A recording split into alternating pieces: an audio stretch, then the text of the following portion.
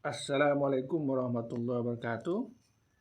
Sobat-sobat pioneer dimanapun Anda berada. Pagi ini saya menemukan satu artikel yang sangat bagus dari X atas nama Aprek Hano Korea. Ini orang Korea ini. Dalam bahasa Inggris kita terjemahkan. Ini panjang mungkin butuh waktu, tetapi ini sangat penting ini. Sangat penting untuk kita memahami. Ini sudah diterjemahkan. Ini sebenarnya sesuatu yang memang saya secara pribadi memahami atau punya pandangan selama ini, dan saya bersyukur ada orang yang bisa dapat menuangkan dalam bentuk teks seperti begini, sehingga saya senang untuk membacanya, sekaligus saya merekam, kemudian saya sebarkan. Oke, dari bahasa Inggris diterjemahkan. Ini pertama, judul kecilnya adalah Analisis Perkiraan Strategis Jaringan Pi, titik 2, Etika Peradaban Baru di Luar Ideologi, dalam kurung, bukan evolusi teknologi, tetapi pergeseran peradaban. Subtopik berikut, sebuah zaman di mana hanya kontribusi dan kepercayaan yang tersisa, runtuhnya kiri versus kanan, bangkitnya Pi. Subtopik berikutnya lagi, lahirnya ekonomi reputasi, akhir ideologi, awal tanggung jawab. Subtopik berikut lagi, melampaui negara bangsa, sebuah peradaban berbasis komunitas, tatanan baru ekosistem PAI. Topik berikutnya lagi, dari perpecahan politik menuju ekonomi konsensus, munculnya peradaban pasca ideologi. Kemudian ada disclaimer, artikel ini menyertakan analisis prediktif dan mungkin berbeda dari hasil aktual. Oke, masuk ke pembahasan. Pada abad ke-21, umat manusia telah terperangkap dalam konflik yang berulang antara kubu kiri dan kanan. Kapitalisme dan sosialisme, demokrasi dan otoritarisme. Kerangka ideologi ini alih-alih menyelesaikan ketidaksetaraan dan ketidakpercayaan global, seringkali justru memperkokoh perpecahan dan memperparah kerusakan sistemik. Nah, ini fakta di mana-mana. Akibat daripada ideologi yang berbeda, kemudian macam-macam, orang tidak pernah mencapai yang namanya kemakmuran sampai detik ini. Akibat daripada pertentangan antara kiri dan kanan, ideologi bermacam-macam, tidak pernah orang akan merasa makmur.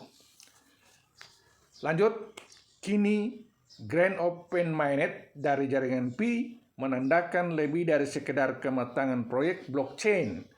Ia menandai pergeseran fundamental dalam kerangka etika dan kelembagaan peradaban itu sendiri. Oke.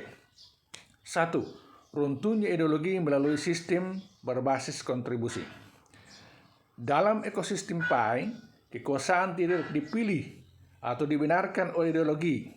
Hanya kontribusi, partisipasi, kepercayaan, dan tanggung jawab yang menentukan nilai seseorang. Kontribusi secara teknisnya adalah seperti yang kita lakukan tiap hari, klik petir, KYC, KYB, masuk ke ekosistemnya, kemudian menyebarluaskan, dan seterusnya. Itu yang disebut dengan kontribusi.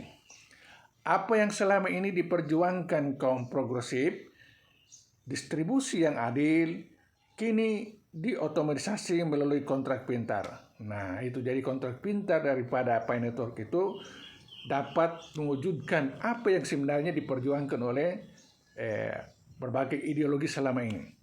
Apa yang ditekankan oleh kaum konservatif, kebebasan dan efisiensi pasar, muncul secara organik dari ekonomi validator yang terdesentralisasi. Ya. Dengan cara ini, kedua kutub ideologi menemukan nilai-nilai inti mereka yang diwujudkan dan diselaraskan melalui logika protokol, sehingga pertemuan ideologi menjadi usang. Nah, itu Saya ulangi, sehingga pertempuran ideologi menjadi usang. Antara ideologi kapitalisme, sosialisme bertempur tanpa menghasilkan apa-apa bagi umat manusia, itu akan usang ketika Pinotorg muncul. Ideologi hanyalah alat. Pi merupakan tujuan daripada alat itu. Jadi ideologi itu alat untuk mencapai tujuan, tapi belum mencapai tujuan, Pi hadir untuk langsung ke tujuannya. Nah itu maksudnya. Alat tersebut, keadilan, kolaborasi, dan keberlanjutan melalui teknologi sehingga alat itu sendiri tidak diperlukan lagi. Oke, yang kedua, standar peradaban baru dari negara bangsa hingga jaringan kepercayaan. Peradaban internasional terstruktur di sekitar negara, kekuasaan terpusat ditegakkan oleh hukum, batas wilayah, dan kekerasan. Pi malah membangun tata kelola baru berdasarkan reputasi digital dan komunitas yang didorong oleh konsensus, kesepakatan. Alih-alih pemerintah pusat, jaringan verifikasi global, KYC, KYB, validator, membangun kepercayaan. Alih-alih kebijakan moneter nasional, nilai konsensus global GCV menjadi standar nilai yang dikedepankan. Alih-alih lembaga hierarkis, pembangunan infrastruktur publik berbasis kontribusi memegang pengaruh nyata. Hal ini menandakan adanya pergeseran dari aturan hukum menuju aturan kepercayaan, dan dari hierarki kekaisaran menuju peradaban yang digerakkan oleh masyarakat. 3. Etika ekonomi baru, dari kepemilikan kontribusi, dari akumulasi sirkulasi. Filosofi Pi tidak berfokus pada seberapa banyak harta yang dimiliki seseorang, tetapi pada seberapa berguna sumbangan seseorang dan seberapa luas peredarannya. Jika ekonomi internasional menghargai kepemilikan pribadi, penimbunan aset, keuntungan spekulatif, dan pendapatan berbasis kelas, Pi mempromosikan kontribusi, pengeluaran yang didorong oleh utilitas, penghargaan waktu nyata, dan bahkan struktur pendapatan universal. Ini bukan hanya sekedar modal ekonomi, ini adalah prototipe ekonomi digital pasca nasional yang terdesentralisasi. Mekanisme Pi membongkar kontur terpusat atas uang dan menciptakan ekonomi komunitas yang digerakkan oleh reputasi dan berlandaskan kepercayaan. 4. Rekonstruksi politik, tata kelola partisipasi, dan etika terdesentralisasi. Dalam ekonomi Pi, politik bukanlah pertarungan untuk mendominasi, tetapi sistem umpan balik untuk desain kolaboratif dan pertumbuhan komunitas, seperti Agora Yunani kuno. Tetapi global dan digital, ruang politik baru ini sepenuhnya pasca institusional. Alih-alih undang-undang nasional, kita melihat proposal yang digerakkan oleh masyarakat dalam kurung PAP, personal peningkatan Pi, muncul alih-alih politik partai, decentralisasi application bernilai publik, DAO bernilai publik, mendorong keputusan dan infrastruktur yang bermakna. Perbedaan pendapat ideologis bukanlah sebuah ancaman, namun merupakan masukan fungsional dalam membangun ekosistem, dalam membangun konsensus. 5. Ramalan. Ideologi memudar, filsafat tetap ada. Perluasan global Pi menandakan peralihan dari politik berbasis identitas ke kewarganegaraan digital berbasis nilai. Tidak ada lagi kiri atau kanan. Yang ada sekarang adalah kontributor yang bertanggung jawab versus penumpang gelap pasif, dan pembangun barang publik versus pengambil keputusan semata. Filosofi Pi dapat diringkas dalam 4 prinsip inti.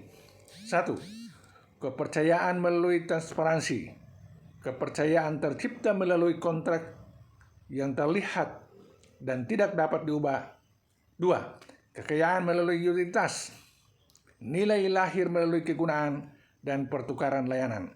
3. Keadilan melalui kontribusi, keadilan berakar secara algoritmik pada apa yang Anda berikan. 4. Keberlanjutan melalui komunitas. Sistem yang berkelanjutan adalah sistem yang dikelola oleh komunitas, bukan ditegakkan oleh negara. Kesimpulan, Pi sebagai bahasa peradaban pasca ideologi. Jaringan Pi melampaui blockchain. Buku ini memperkenalkan bahasa programan moral baru, prototipe untuk ekonomi digital, arsitektur kepercayaan, dan yang paling penting, suatu jalan keluar dari banner ideologi menuju peradaban yang berakar pada tanggung jawab bersama. Pi tidak menantang ideologi itu, membuatnya tidak relevan dengan mengkodekan nilai-nilai filosofi ke dalam kode, mengembalikan masyarakat sebagai pusat kemajuan manusia. Nah, dari apa yang dijelaskan ini kita dapat pahami bahwa ternyata Pi ini bukan sekedar kripto, bukan sekedar alat ekonomi, tetapi ini seperti yang memang saya sendiri pahami dari awal bahwa ini adalah globalisasi finansial yang akan memberikan perubahan secara drastis dalam segala aspek kehidupan. Itu sebenarnya saya sudah paham itu sudah lama.